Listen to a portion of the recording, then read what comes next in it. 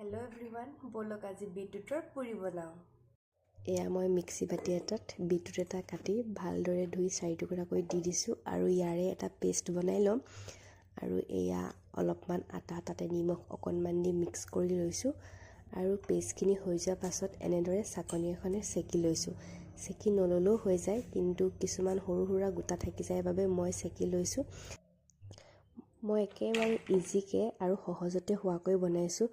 ময়ো বেলেগৰ পৰা ভিডিঅ' চাই শিকিছোঁ দেই, ইমান পাৰফেক্টকৈ ময়ো নাজানো।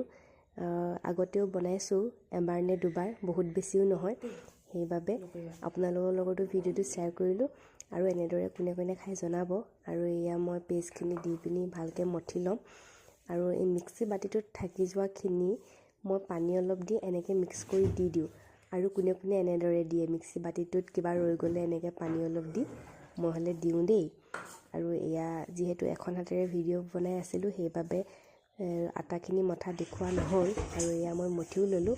আৰু এই দেখিছেনে, ইমানেই ভিডিঅ'টো এটা হাতে বনোৱাৰ বাবে হিলি আছে।